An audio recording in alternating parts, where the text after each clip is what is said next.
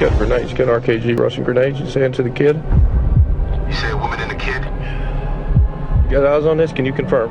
Negative. Your call. They fry you if you're wrong.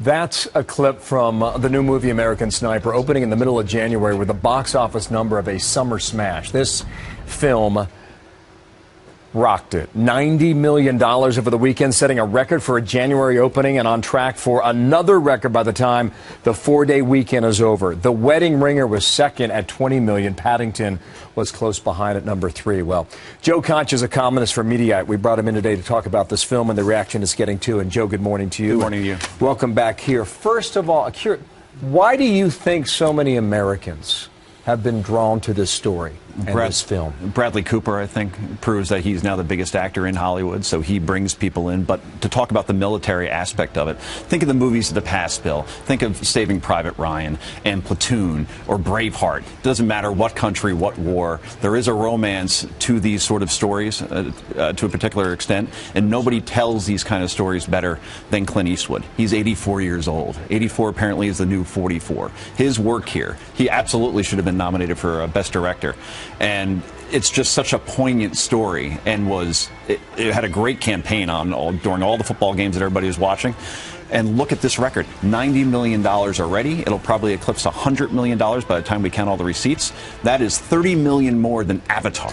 Avatar made $3 billion eventually. I think all that's true. I don't take exception with anything you just said. I think also the sad irony about how his life ends, too. And I think also the powerful message that Eastwood carries to all American viewers who see it about the injuries of the thousands who live among us. Exactly. And we have people out there now, Bill, who are calling the late Chris Kyle, people like him, cowards. Michael Moore, who hasn't been relevant in Hollywood for over a decade, has to go out and say that a guy like Chris Kyle is a coward. And I'm glad that somebody like Rob Lowe... Let me pause you right there, okay? Put it up on the screen. I don't know if Moore saw the film. Maybe he did, maybe he did not. But this is what he tweeted. My uncle killed by a sniper in World War II.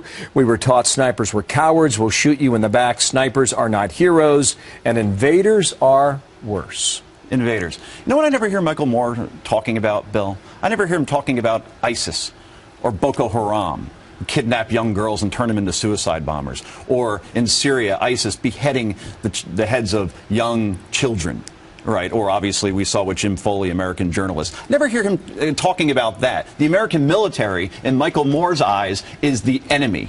And he has to come out and talk about this. And Seth Rogen, by the way, is no better. What did Rogen say? Rogen compares this movie to Nazi propaganda, as seen in the movie Inglourious Bastards. If you ever see the premise around that, it's a Nazi movie about a sniper in that movie who has all these kills. So he compares it to that. I would ask if Seth was high when he said that, but he probably was.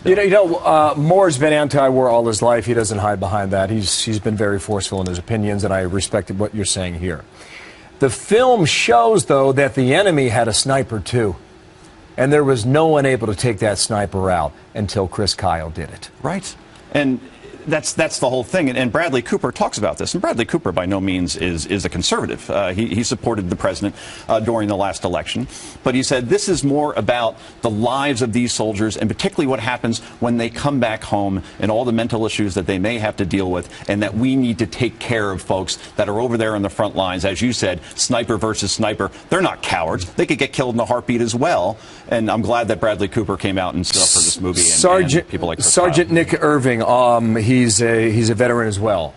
He's got a book coming out called The Reaper. He, too, was a sniper. He was on Fox and Friends earlier today talking about this very topic with Michael Moore. Watch. I don't think he deserves the breath that I'm about to give, but I'll just say Michael Moore, he wasn't there in Afghanistan. A lot of good guys and a lot of my friends died for his right to, I guess, freedom of speech. So I'm not really worried about what he has to say.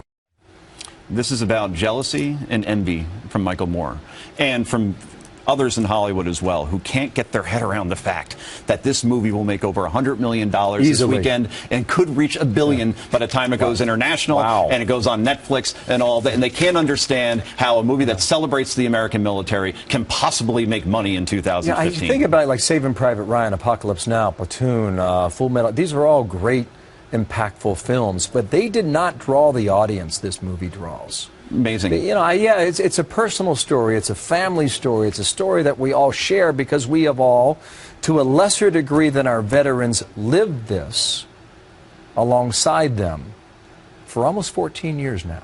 Right. It's been that long already. The Golden Globes has to feel pretty stupid right about now, Bill. They didn't even nominate American Sniper for Best Picture, or the Academy not nominating again Eastwood for Best Director. We never hear about snubs around that. Maybe they like a redo on that. I don't want to give anything away about the film if you haven't seen it already, but the audiences are left in shock and silence, and I think respect. Joe Biden was actually drawn to tears. So we hear. Joe, thank you. Joe Concha from Mediaite with us today in studio.